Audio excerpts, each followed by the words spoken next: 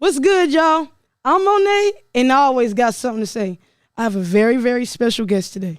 One of my youngest entrepreneurs. I ain't never met an entrepreneur this young. When I was your age, I should have been an entrepreneur. I'm going to let you introduce yourself. What is your name? Where are you from?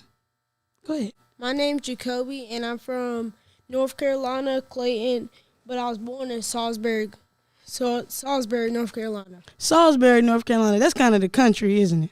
Yeah. See, I'm from Sanford, North Carolina. That's over there by Fayetteville.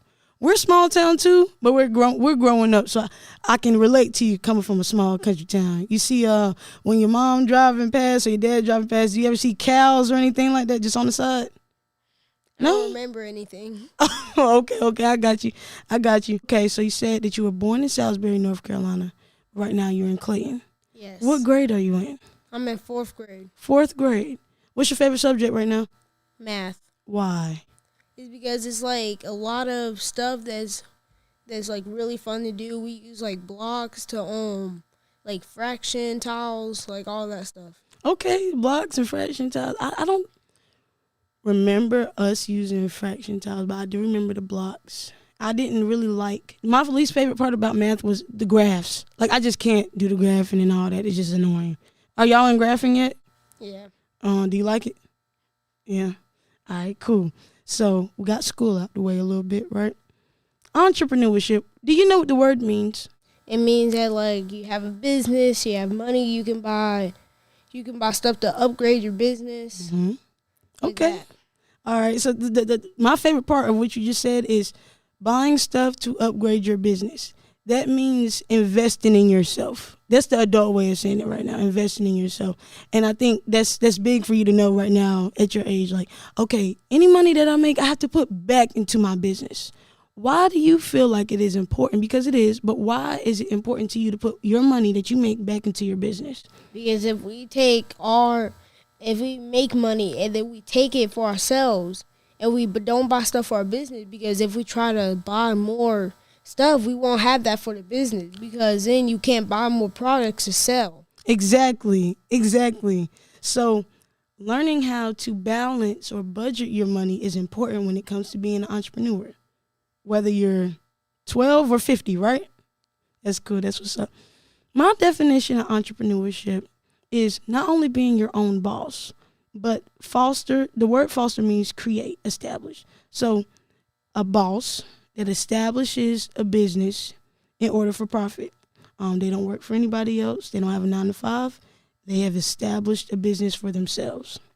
That's why I defined it as. So you did a great definition of it. We're here at North Carolina Central University. This is your first time here? Yes.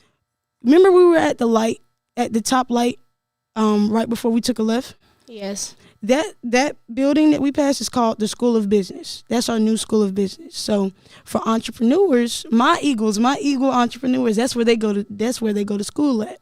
They do their schooling in the School of Business. I do my schooling. I'm a history major, and I'm old. I'm finna walk the stage. I'm finna graduate. I'm gone.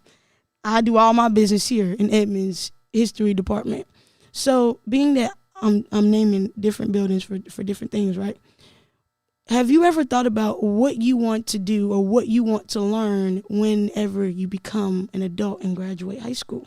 When I want to learn like what can I do to what can I do to help myself with with my business, like stuff that I can know. Mm-hmm. So I can't make my business just let down, because I don't want to give up on it. Right.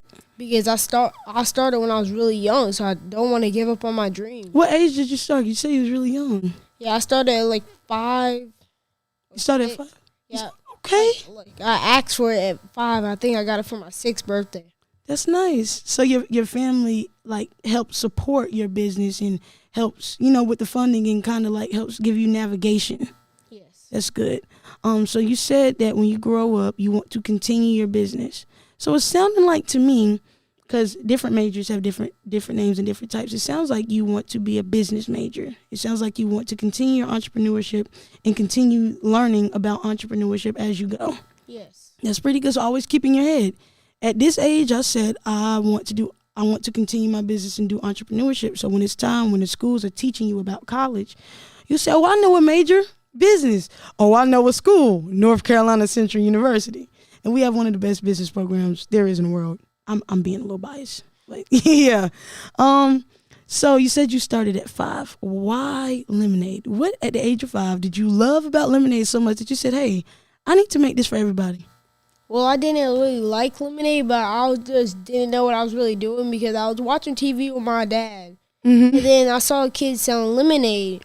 I was wondering, hey, do I want a lemonade stand too? So I asked my dad, can I have a lemonade stand? He thought I was just joking, but then when I kept asking for a lemonade stand every few days, then he actually thought I was serious about it. Mm-hmm. Then that's when he told my mom, my brother, and my sister about me wanting a lemonade stand. That's what's up. So you told your dad first, like, Dad, I need you to make this happen. Make this happen for me. And he made it happen. Yes. That's what's up. So, so growing up, right, I'm 22. And growing up, I've grown up with a lot of different, seeing a lot of different family dynamics. And family dynamics means the type of household that you grow up in. So I see that you have 2 parents and you have siblings. So you have a great foundational, family. You have your mother and your father. I grew up kind of differently. I lived with my mom in my mom's household, and my dad did provide. Provide and time is 2 different things. So I love the fact, and I love my dad. My dad, he'll watch, and he'll say right now, he's working right now. He wake up at 6 in the morning. He don't get home till about 11 o'clock at night. That's just his life. So I understand him in that way.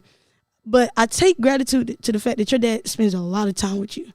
What it looks like. I just met you guys, but from how we're talking and from what I see, your dad pours into you, like as a father is supposed to do with his son. So how does that help round you as a boss? Like my dad helped me do this. I have someone to look up to. I have a mentor.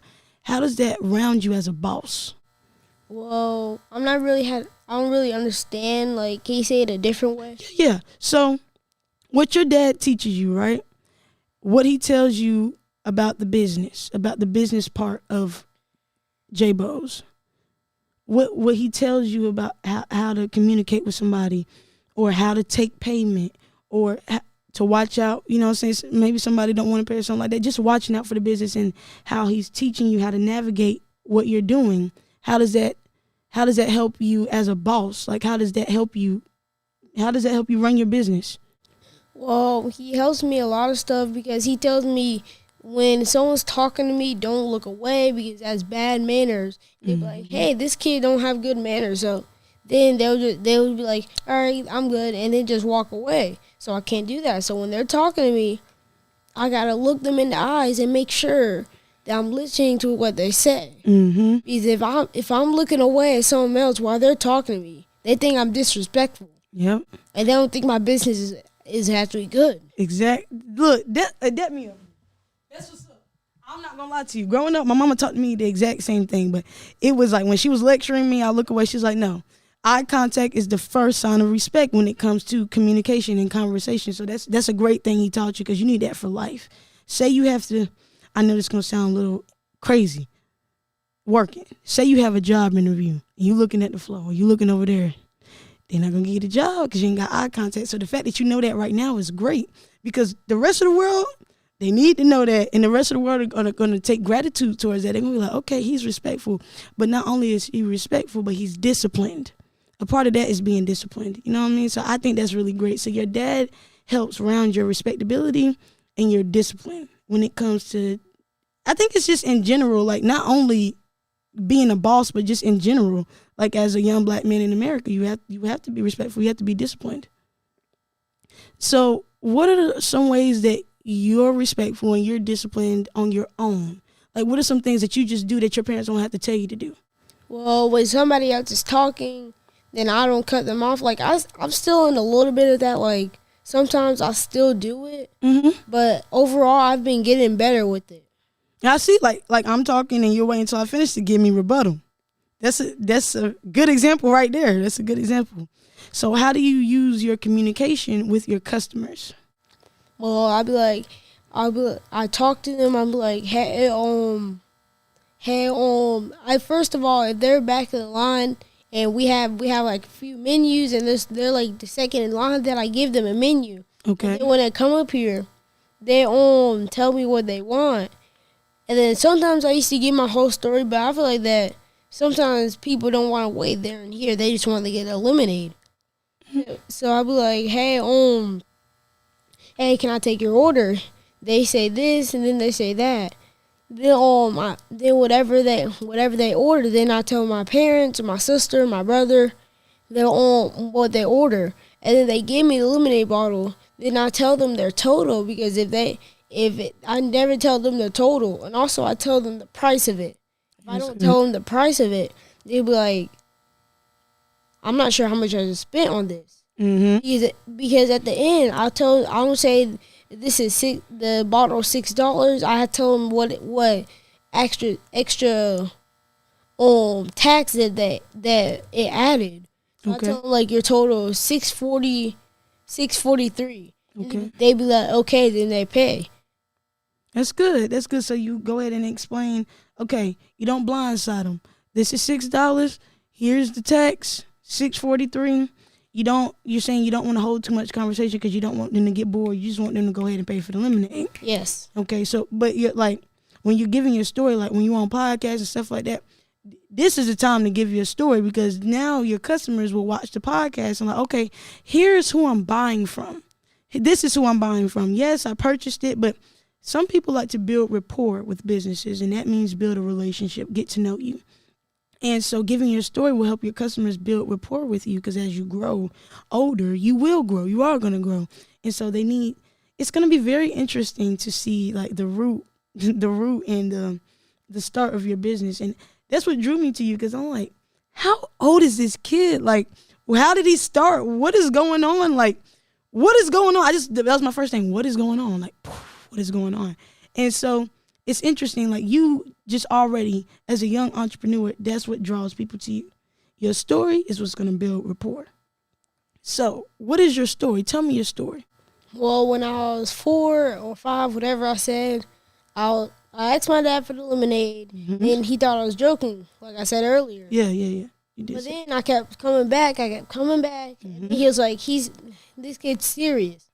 So on my 6th birthday, he built the lemonade stand, and then while I was inside opening my gifts, they got it ready. They painted it, they built it, they made the colors, like they did all that. And then your whole family or just your parents? My whole family. That's what's up, man.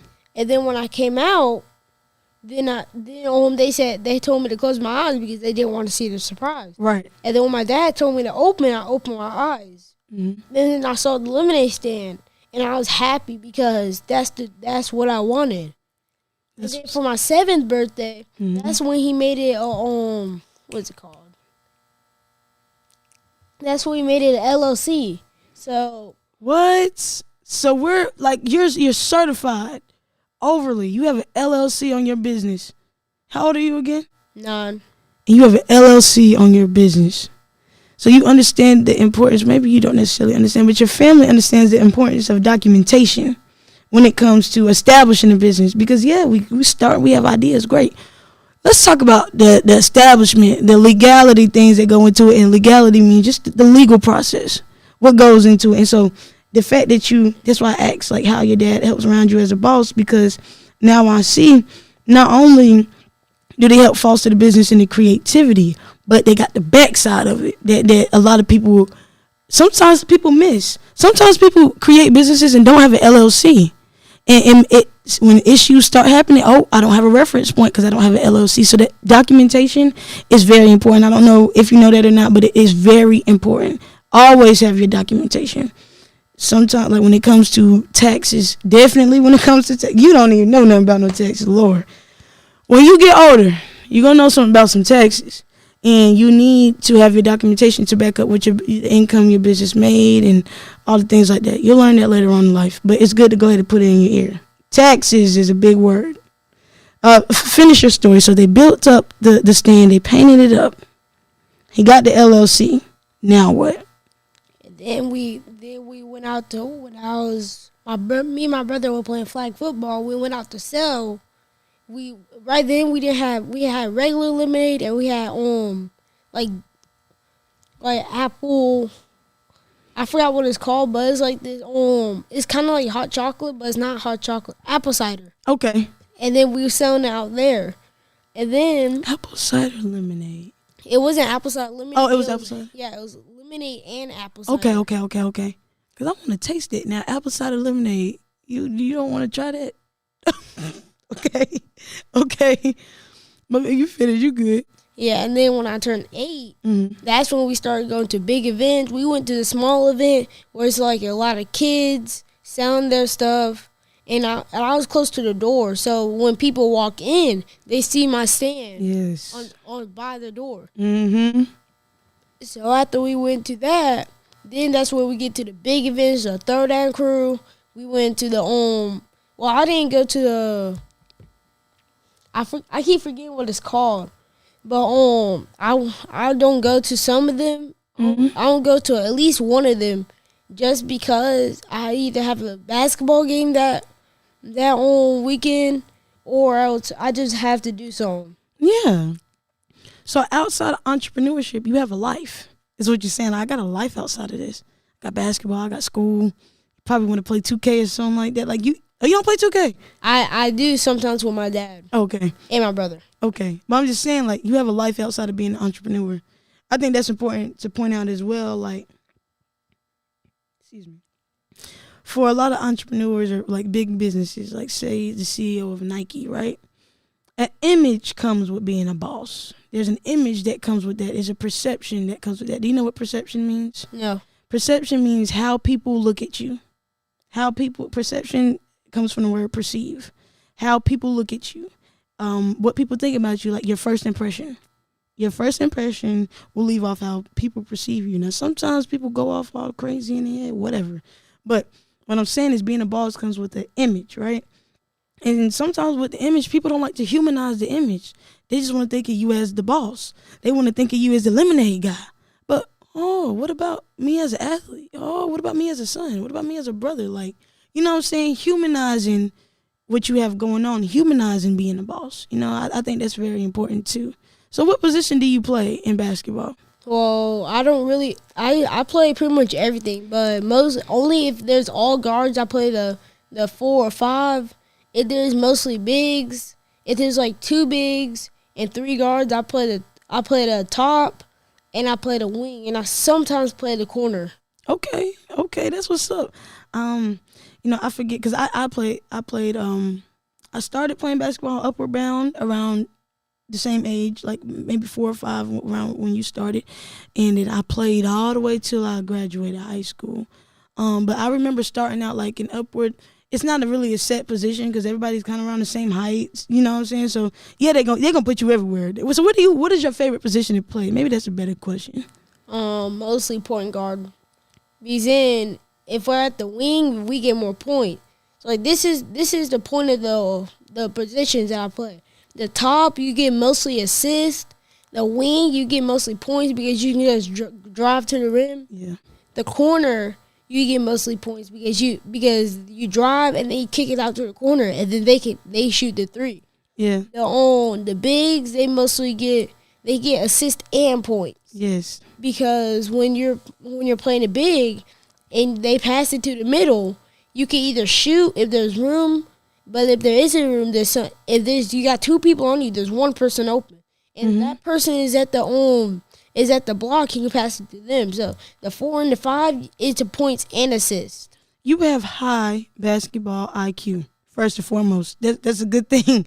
Outside of being an athlete, outside of the running and physical things we do, the IQ has to be the number one thing. IQ, that's just how you think about the game, how you navigate the game. So I think you'd be a good point guard because point guards have to have a high IQ because point guards are the one who call the plays. I was a point guard. We call the plays. It's kind of like whatever you do in the beginning is how the play is going to end up. You feel what I'm saying? So you understand if you got 2 people on you, somebody else is open. So you already have an awareness, okay, somebody's open over there. Why do I have the ball? Like, we need to get it to whoever is open. I like how you describe the positions and how it really comes into play. Like the top, which is the point guard, they do most of the assisting because they set up the plays. the shooting guard, which is the wingman. They get most of the points because they're shooting, they're driving. The corner, they're the shooters, so we call those the small forwards. Power forwards. Power forward and centers are considered the big. So power forward and then the center. The center is probably the biggest guy on the team. Power forward, like Giannis. Giannis on the Bucks. That's my guy. I love Giannis. Like, that's my favorite basketball player right now. He plays power forward and center predominantly. Now, since he's a starter team, they're gonna have him doing whatever. But his body type and his size and his IQ and everything, it aligns with being a power forward and a center. Feel what I'm saying? Yes. Who's your favorite NBA player right now? Like right now? Right now. It's either Shea Gilgeous or well, that's really it. OKC? Yeah. Why? Is it because they just won? They won last year, right? No, They it's didn't win because last year. it's because he's always setting up plays. He's always finding open spots. He's finding open mans, and he can get to the rim. Yeah, he has a high IQ too. Like he knows what to do on that court. Like he knows how to set up the plays and everything. Okay, so you like a point guard. I like a power forward. That's all right. That's all right. So is OKC your favorite team as well? No, it's the Lakers because Kobe Bryant used to play, and then I'm named after Kobe. Oh, okay. You after Kobe. Okay, all right, bet. All right, I like that. Then you said I'm gonna be the next Laker. I'm gonna be on the TV watching you. Then I'm gonna be watching it. So you're a Kobe fan. Yes. And how old are you again? 9. Kobe lives forever in real life, not for fate. Why Kobe? Do you know how old Kobe it was whenever he went into the league? Like, how do you know Kobe? Well, I just really know because when I was like a few years old, I was watching basketball and I just saw him, and then when I got older, I started remembering his name because he used to be one of the best basketball players in the world. Exactly. Okay. So why I say Kobe lives forever? Because, like I said, I'm a history major, and one of the themes in history is people used to say that history repeats itself. But it's kind of hypocritical because nothing ever happens the same exact way. So what we like to say now, and this comes from Dr. Robertson, I'm quoting him, history rhymes, right? So history rhymes, meaning you're saying, I remember Kobe's name. History rhymes. Kobe passed away in 2020. I was at the basketball court when Kobe passed. Like, everybody, it was like it's a tragedy for everybody. And nobody personally knew him, but because he's such a great basketball player. And for athletes, he's such an inspiration. He has, like, his name and the history and his background holds so much weight just as an athlete, not even just basketball, but just as an athlete. And it's crazy to hear because I haven't heard, like, nobody in the younger generation say Kobe, and Kobe's my inspiration. And I haven't heard that. It's usually LeBron. When they talk about the Lakers now, they talk about LeBron, like he's the original Laker. And I'm not a LeBron hater, but LeBron is a Cavalier. He's a Cavalier. Do you like LeBron? No, he's like a ball hog, though. LeBron's getting old. He's going to want the ball. He's a stat type of guy. You don't like that about him? No, because he don't really care about other people, him getting assists so other people can score. Like, he cares about himself. Not hating on LeBron or anything, but he just like caring about himself because he's always like people can be wide open in the paint. He have like 3 people on him. And he decides to shoot the ball or try to do a layup. Yes, he will do that. LeBron has been doing that my whole life. Yes, that's true. LeBron, you have a 9-year-old telling you to pass the ball. Like, you need to listen. Like, that's crazy to me. He's supposed to be trading. He's supposed to be getting traded. I think he's in the portal and he's supposed to be getting traded. I heard some rumor about the Grizzlies. How do you think that move will be? I feel like it'll be whoever. As long as we don't, I feel like John Moran got suspended for like a few games, but as long as we don't get John Moran on our team because his shoes are horrible. What? Like people when they go if they wear his shoes, like the design is fire, like the design is really cool. But when he's going up for people in actual game, like there's this girl that goes on my sister's team. Mm-hmm. She had John Morant's on, and then when she was going up for a layer, her ankle literally twisted. And another kid had John Morant on in that same game and twisted her ankle. So bad ankle support. Bad ankle support. Okay. All right. So the John Morant's, because I actually used to be a sneaker salesman for like 3 to 4 years. I worked at Athlete's Foot in Sanford and at South Point Mall. I worked at DTLR at South Point Mall, and I worked at Finish Line at South Point Mall. So I've sold a lot of shoes in my lifetime. And I was a good salesman. I won top salesman one time. And I just say that to say when the John Morant's came in, they went crazy. People went crazy. They started buying them. The resellers went crazy. Start reselling John Morant's. I'm like, why are you reselling the John Morant shoe? Who want to pay $500 for this shoe? And you're going to tell me they don't even have good ankle support. Y'all don't buy the John Morant's. They don't got good ankle support. You're hearing it right now today. No good ankle support. So what basketball shoe would you say has good ankle support? Well, I don't really know because I don't really care about what shoes I get. As long as I don't care what design they are. I don't care what person they're from. As long as they support the way I walk, support on my feet. Mm-hmm. Then I'm fine with it. Like I don't care if it's the worst, rusty, dirt covered, worm covered shoes in the world. As long as maybe not the worms, but yeah. But if they're covered in dirt, but they still could support me, I don't care. Like I can just clean them. They would be like, if they're shoes, they're just shoes. It doesn't don't flex. Like I'm talking to y'all. Don't flex y'all shoes just because. Don't flex y'all shoes on other people because they got bad shoes. Like what if someone did that to you? Mm-hmm. How would you feel about it? Yeah, and that goes to bullying, right? Yes. Don't bully people for the type of shoes they have.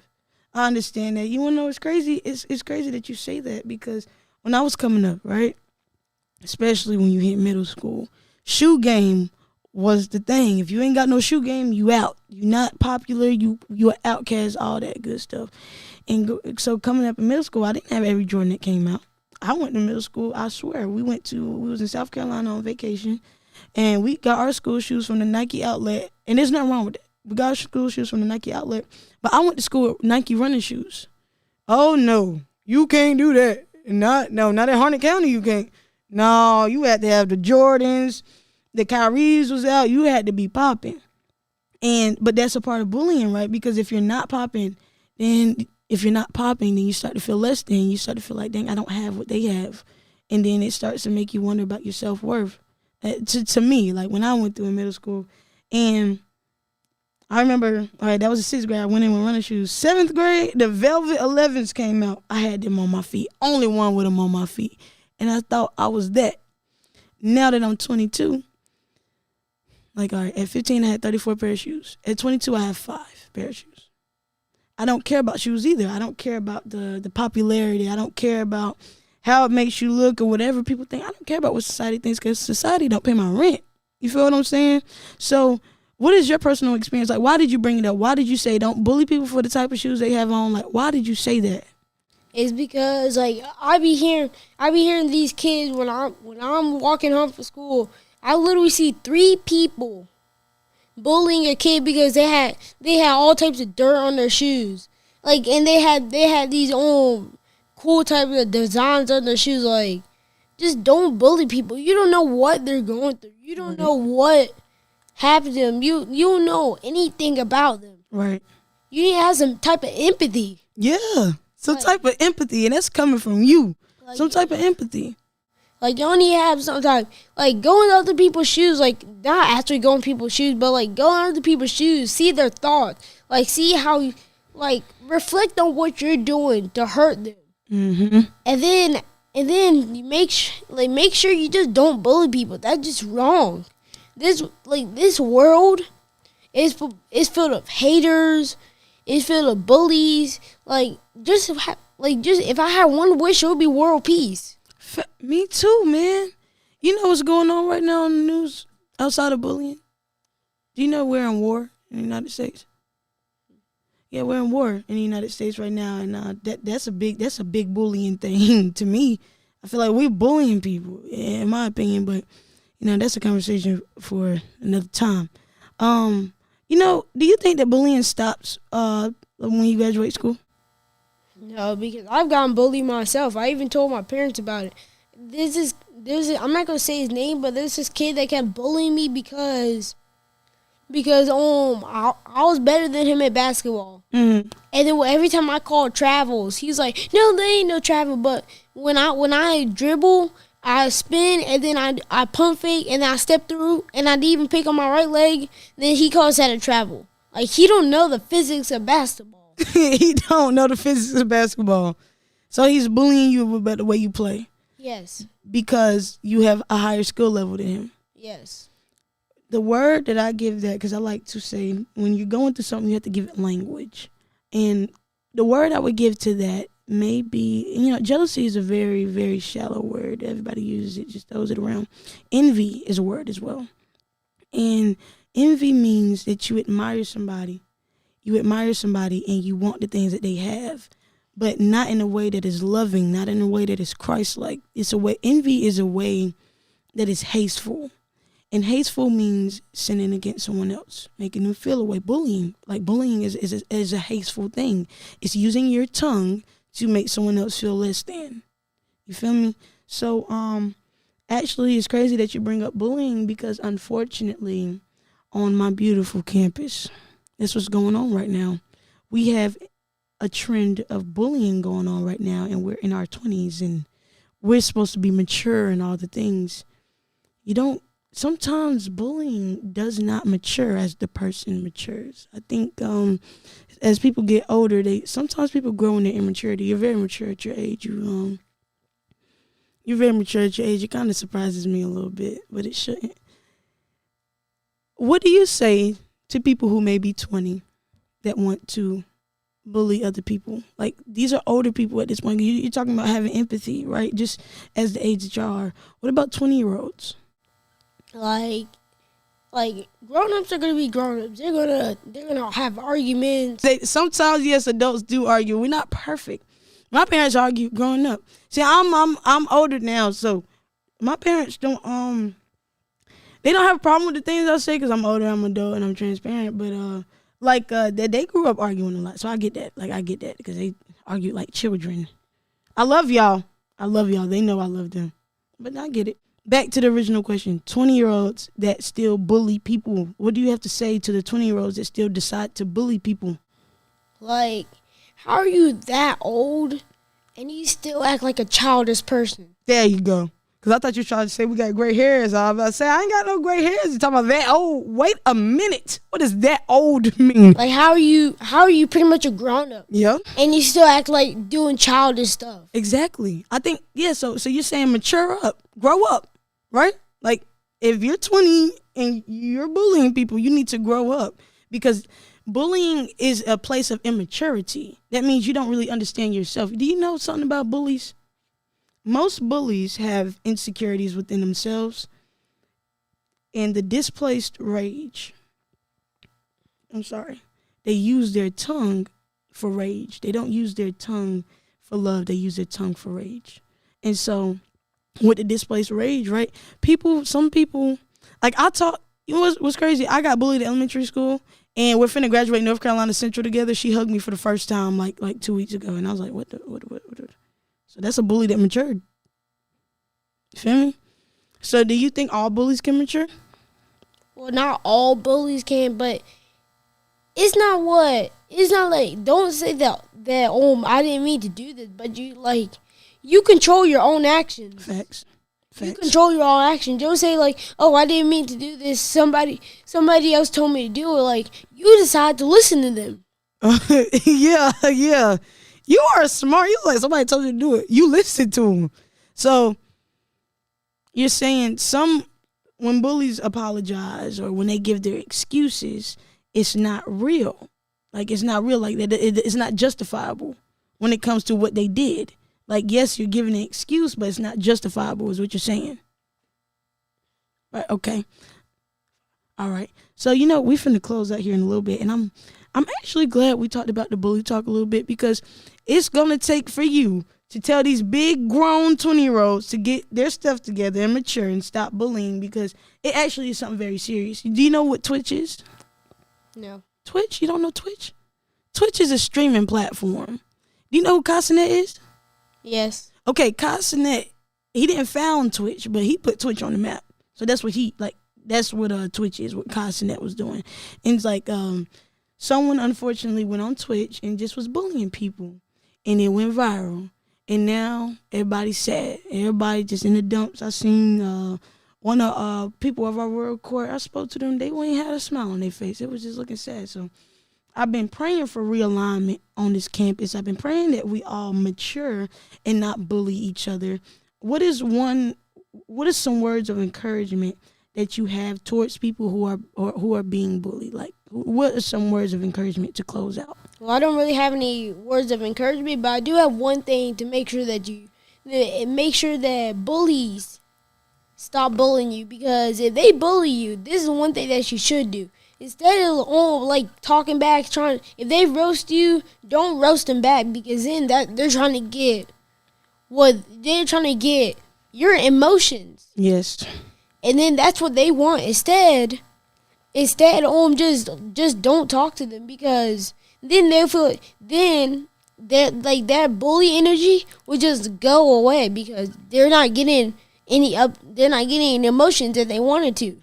That's what's up. What you're saying, I ain't gonna say it out because I've been saying this a lot. Galatians 6, what he just said aligns with Galatians 6.